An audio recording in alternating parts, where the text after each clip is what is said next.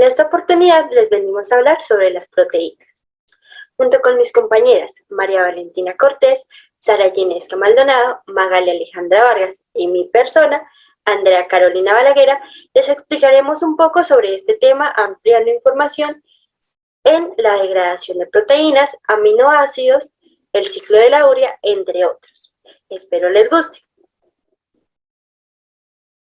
Hola, mi nombre es Andrea Carolina Balaguer Fernández y yo explicaré la degradación de proteínas. Principalmente empezaré con una breve descripción de qué son las proteínas para poder así entender bien cómo se degradan. ¿Qué son las proteínas? Las proteínas son macromoléculas complejas desde los puntos de vista físico y funcional que desempeñan múltiples funciones de importancia crucial. Sus funciones o las funciones de las proteínas pueden ser enzimáticas, hormonales, estructurales, de movimiento, reguladoras, entre otras. Estas proteínas son supremamente específicas. Un ejemplo de esto puede ser los filamentos de actina y miosina que forman la maquinaria contráctil del músculo.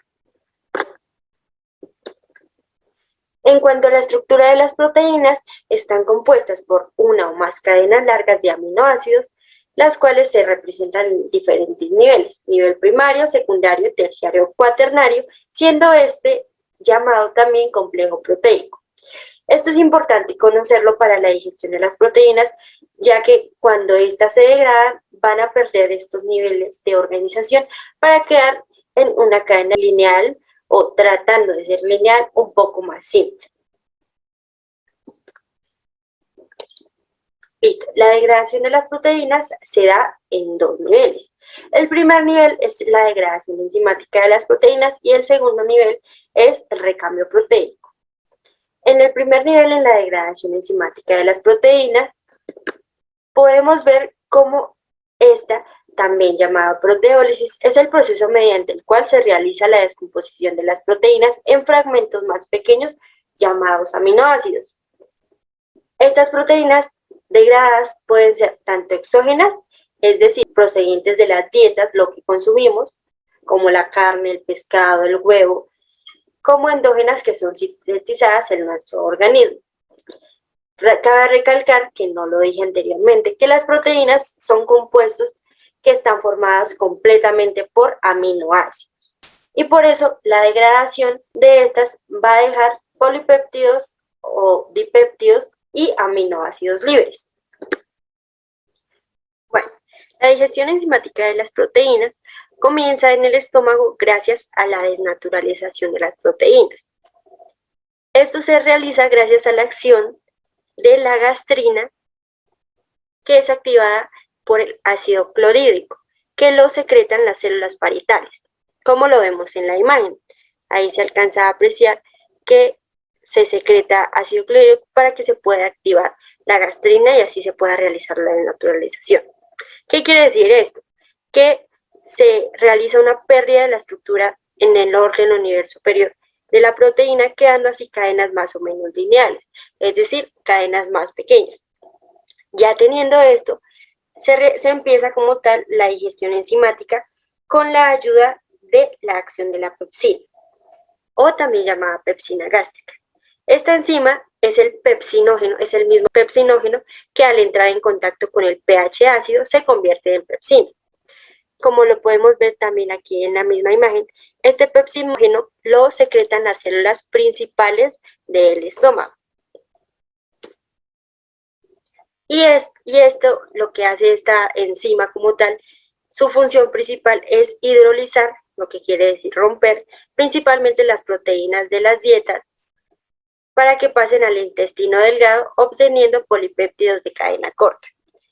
En el estómago, en resumen, lo que se hace es degradar las proteínas de tal forma que se formen polipéptidos, para dar paso a la fase intestinal, en donde se produce más que todo, o se lleva a cabo en el duodeno y en el yeyuno, la gran mayor parte de la degradación de las proteínas, y allá realizar la actividad de las proteolasas pancreáticas para que así podamos obtener aminoácidos libres, dipéptidos y tripéptidos, que son formas de obtener enlaces aún más cortos.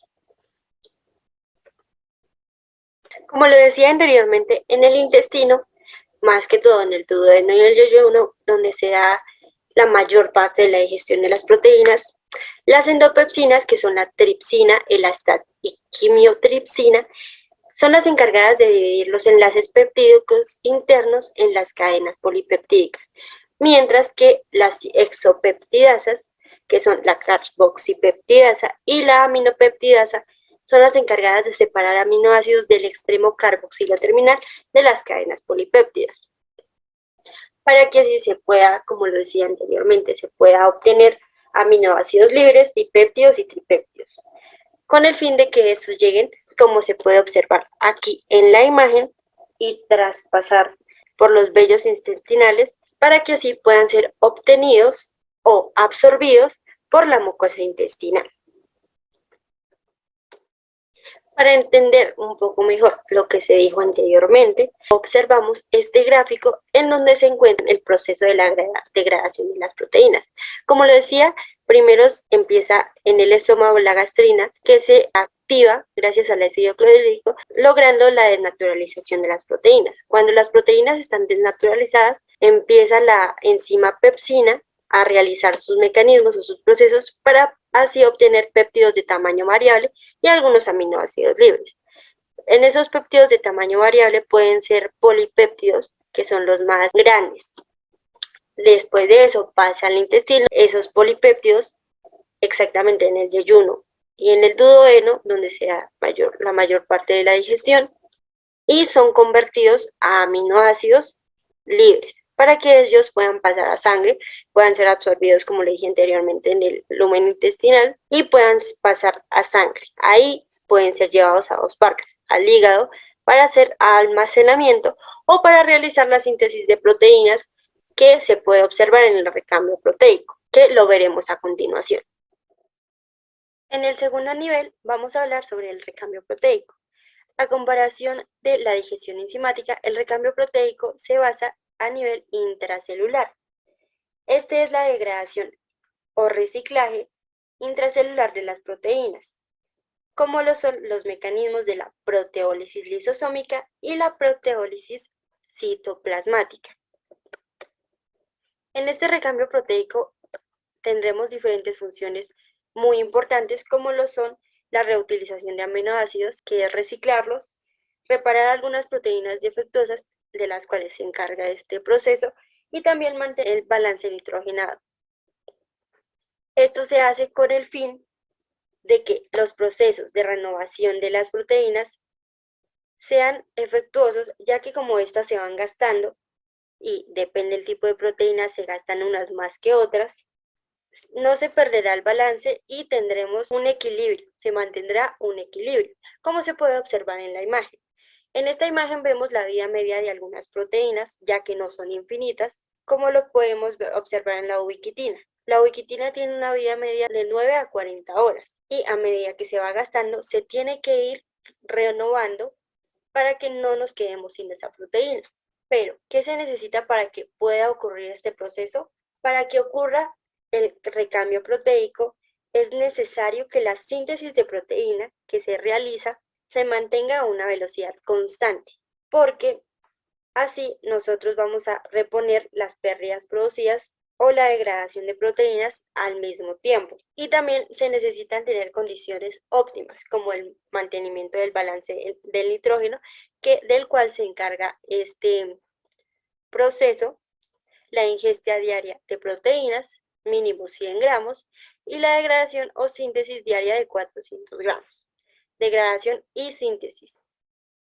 Como lo decía anteriormente, el recambio proteico se da en dos diferentes mecanismos: la proteólisis lisosómica, que puede ser autofágica o heterofágica, y la proteólisis citoplasmática, que esta degradación tiene lugar a partir de las proteáceas dependientes de los iones de calcio.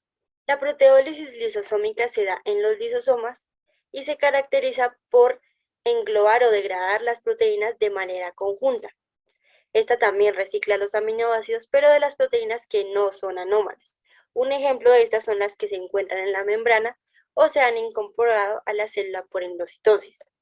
En cuanto a la proteólisis lisosómica autofágica, nos dice que este proceso como tal se encarga de las proteínas intracelulares, como por ejemplo las proteínas de membrana, los receptores hormonales o los receptores de ribosomas. En cuanto a la heterofágica, es el proceso que actúa sobre las proteínas extracelulares capturadas por endocitosis.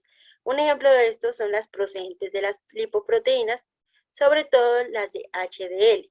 Ahora, hablando de la proteólisis citoplasmática, es la degradación de las proteínas que tiene lugar bien a partir de las proteasas dependientes del Ca2+, que es esto, los iones de calcio. Un ejemplo puede ser la calpalina, que está presente en la actividad proteolítica a pH neutro, o también la estructura especializada denominada proteosoma.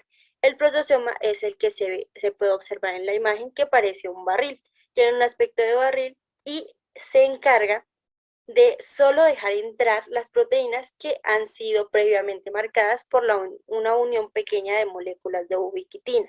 Para entender un poco mejor esto, lo que hace el recambio proteico es utilizar estas proteínas que ya no son necesarias y reciclarlas para que el organismo pueda generar a partir de estas, pueden ser proteínas degradadas o aminoácidos que no se utilizan, nuevas proteínas y nuevas biomoléculas, para así eliminar aminoácidos o usarlas en lo que se necesite si no tenemos esa proteína en ese instante. Además, este recambio proteico, como lo dice. Hola, mi nombre es María Alejandra Vargas Plazas, curso medicina y hoy les vengo a hablar acerca de la degradación de aminoácidos.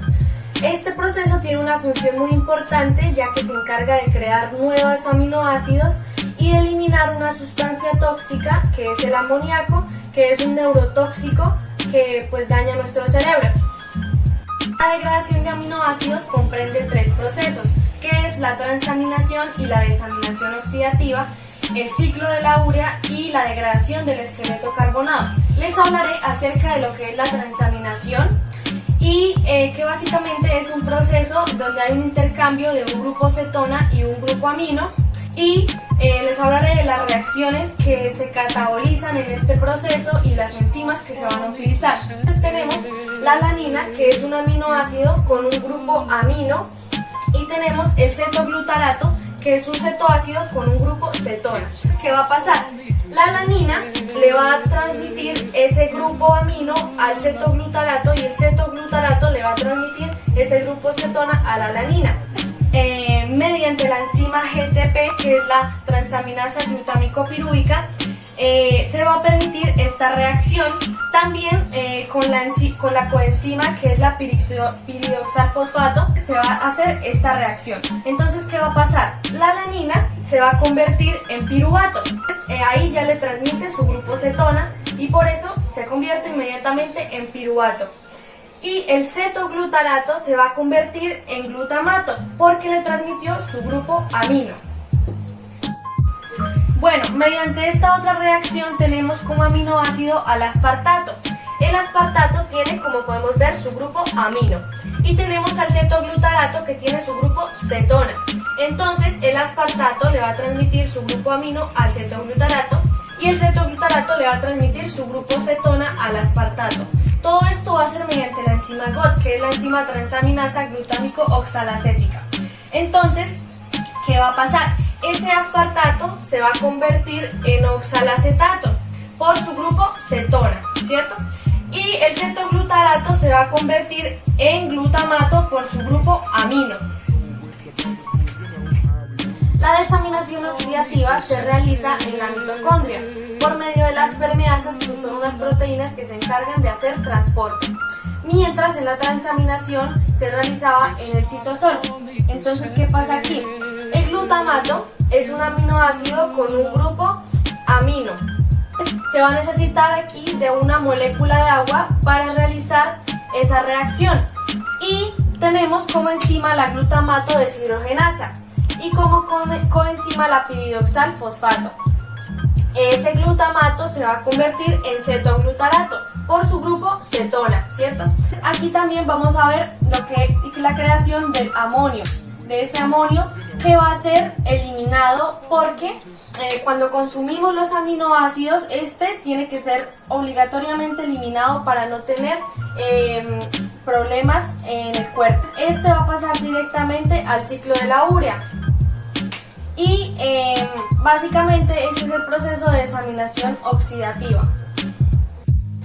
Bueno, la importancia de estos procesos radican en que la transaminación es muy importante en la síntesis de la mayoría de las proteínas, y también debemos tener en cuenta que los únicos aminoácidos que no tienen transaminación son la lisina, la treonina y aminoácidos cíclicos como la priolina y la hidroxipriolina. Gracias.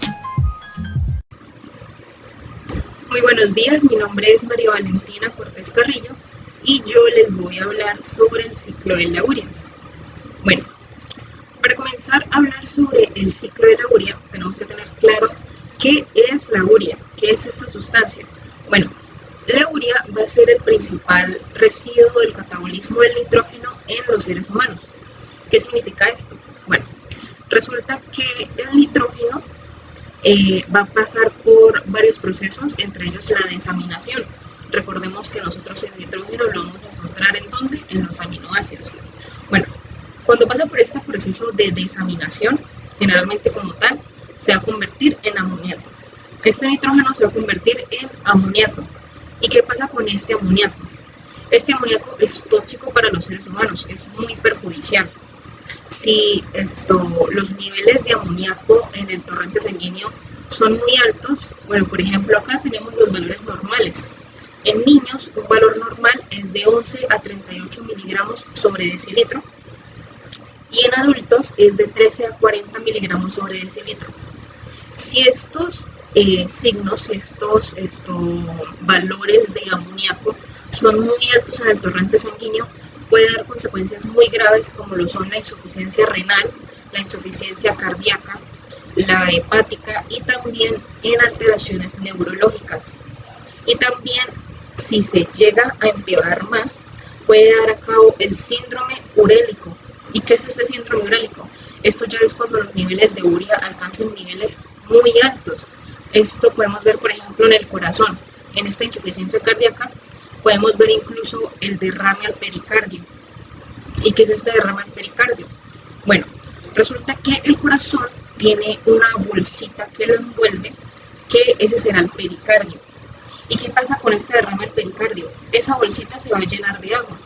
Entonces, esto podría ocasionar fallas muy graves en el corazón, que esto podría equivaler a problemas muy grandes. Bueno, si estos valores de amoníaco en sangre no se controlan, podría ocasionar incluso la muerte de la persona. Entonces, ¿qué hace el cuerpo humano?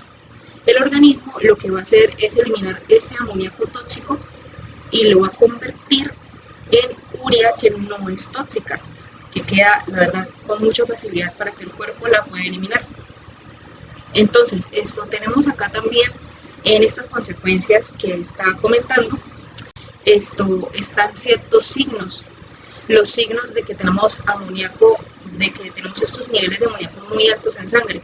¿Cuáles serían estos signos? Serían una deshidratación, tener una sed constante, querer tomar muchísimos litros de agua al día, tener mucha fatiga, mucha debilidad, mucho cansancio a lo largo del día, un mal aliento, pero característicamente el aliento de las personas que tienen niveles muy altos de amoníaco en sangre se manifiesta en su aliento.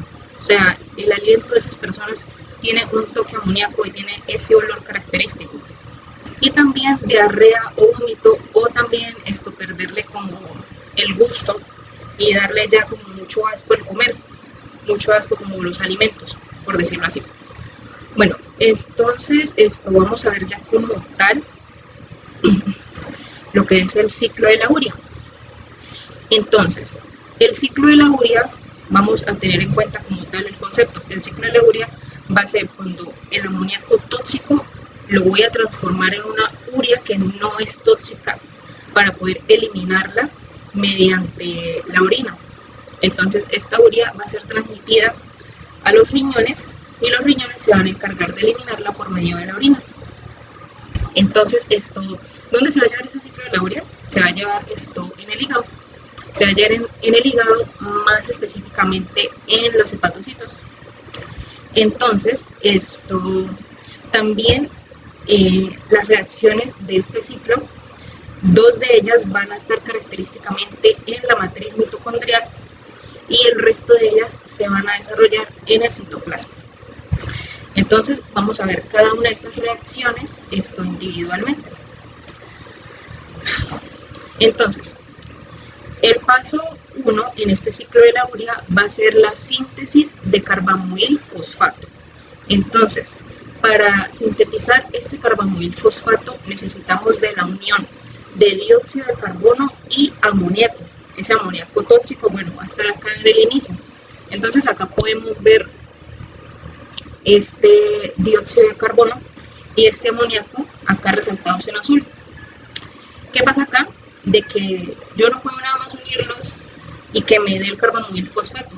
No, yo necesito que acá actúen factores, que actúen enzimas y que me puedan ayudar a generar esto. ¿Y cuáles van a ser estos? Bueno, va a ser primeramente la enzima carbamoil fosfato sintetasa, que esta enzima va a estar de mediadora en esta reacción. Y también vamos a necesitar de 2 ATPs de energía. Claramente vamos a necesitar de 2 ATPs. Y vamos a necesitar de una molécula de agua acá. Y también, aparte de este carbamoil fosfato que me da acá, me va a dar también 2 ADPs y un fosfato inorgánico, que es el que vemos acá. Esta reacción tiene la particularidad de que necesita un cofactor para que esta enzima se pueda, esta enzima sirva en esta reacción. ¿Y cuál va a ser ese cofactor? Va a ser el N-acetilglutamato que vemos acá. Sin este N-acetilglutamato, la enzima acá prácticamente no sirve para nada. O sea, la enzima no puede hacer nada acá. Bueno, ya cuando tenemos este carbamoil fosfato, que recordemos que esta reacción se va a dar en la mitocondria.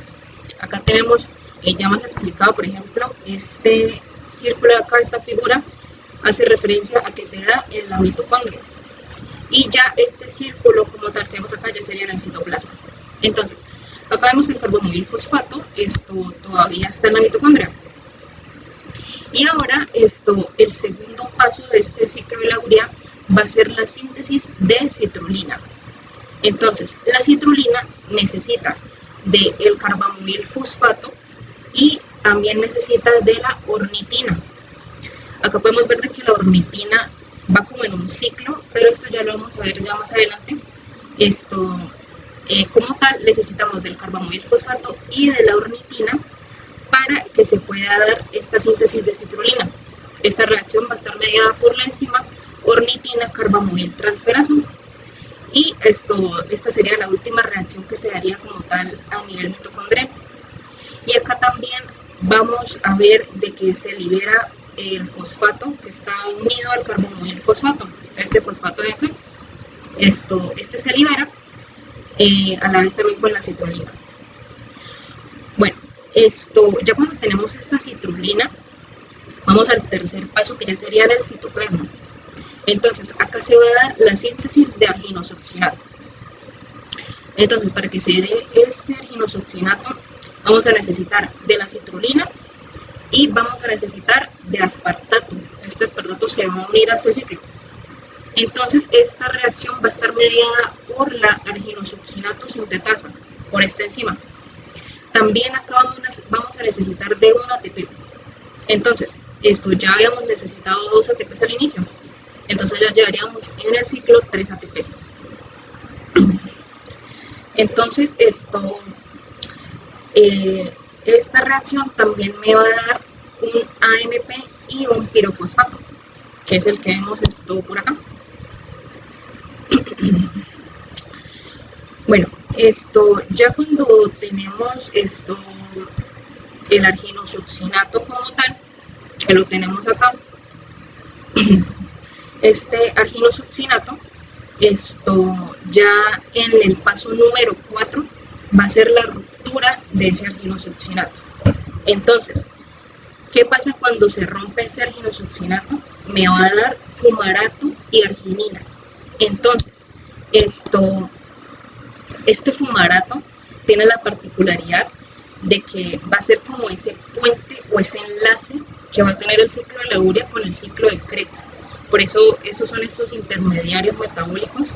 Este fumarato va a entrar en el ciclo de Krebs. Esto me va a desviar un poquito y lo vamos a ver acá. Ok. Acá tenemos el fumarato que va a salir de este ciclo de la urea. Y este fumarato me va a formar malato, que tenemos acá.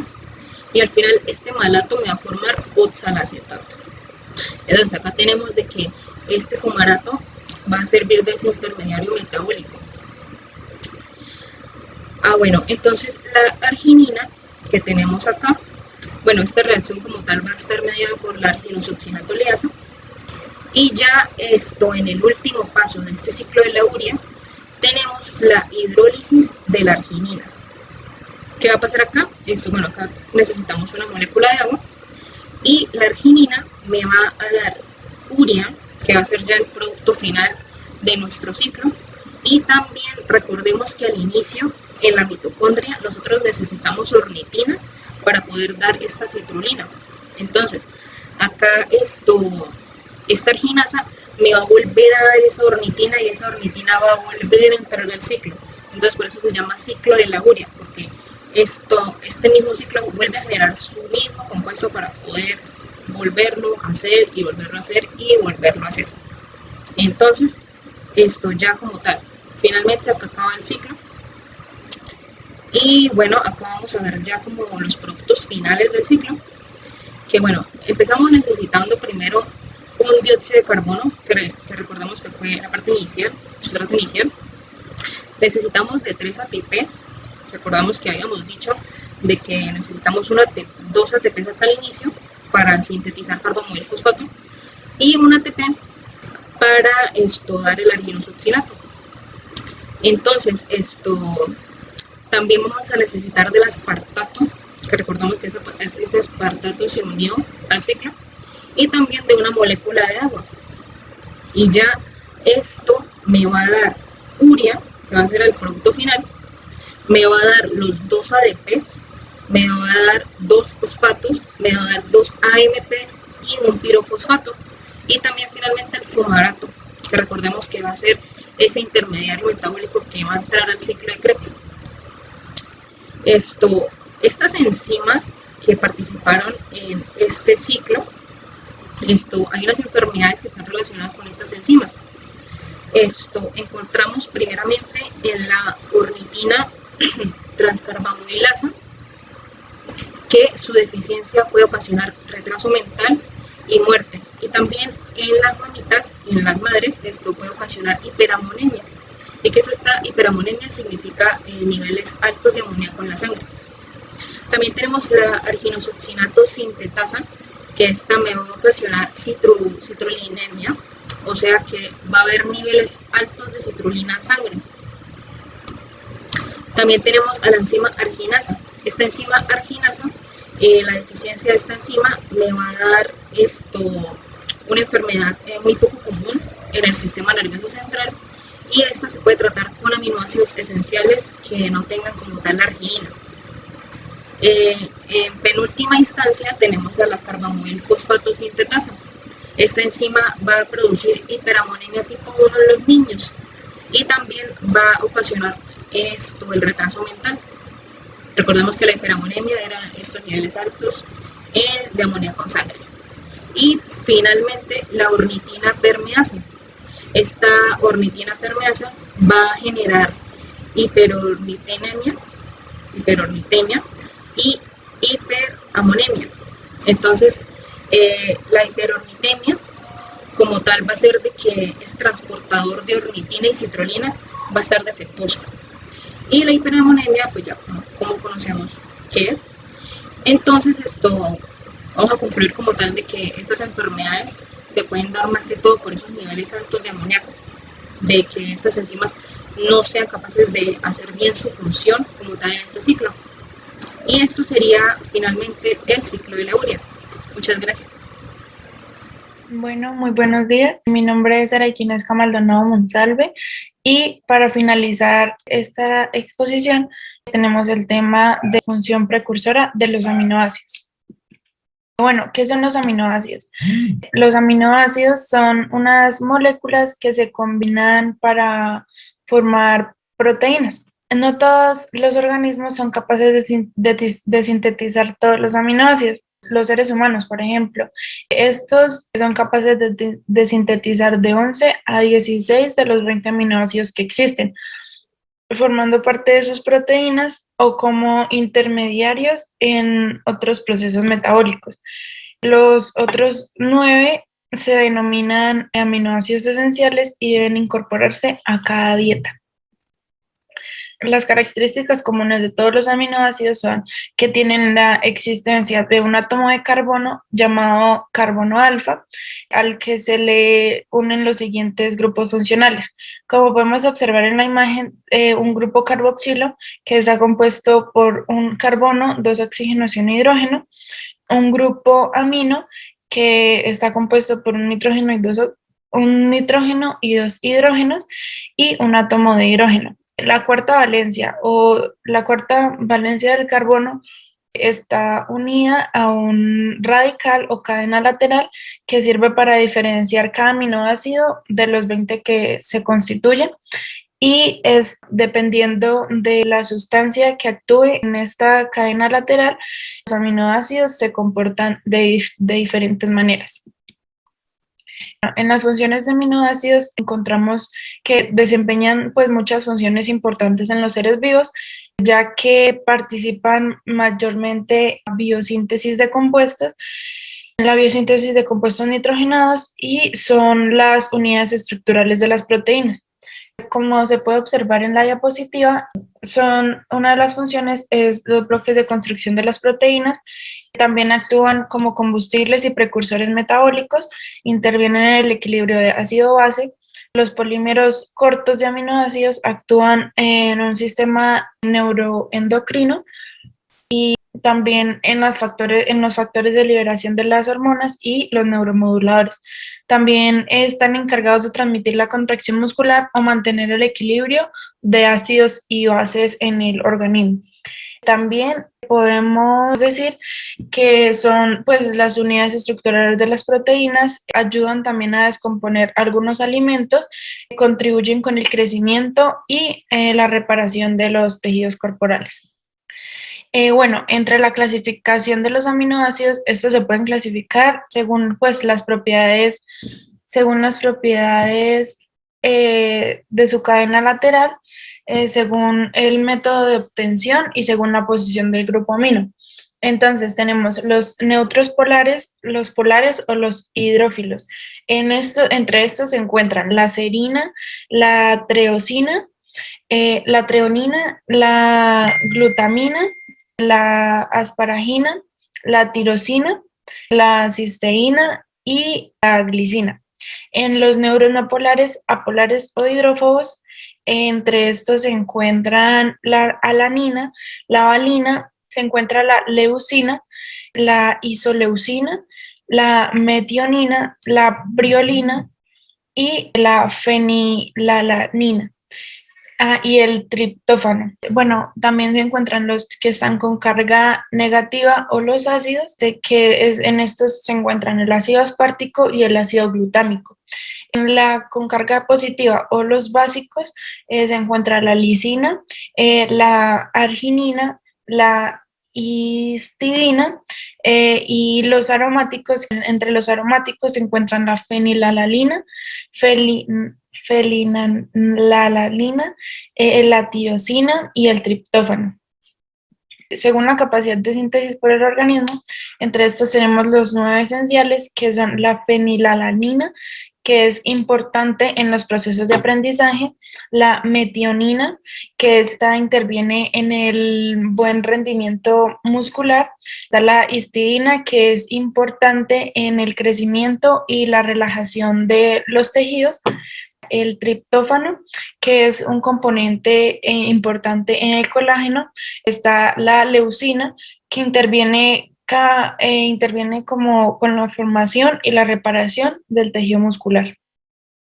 Están también la isoleucina, que interviene en la formación de hemoglobina. Está la lisina, que es necesaria para un buen crecimiento y desarrollo de los huesos.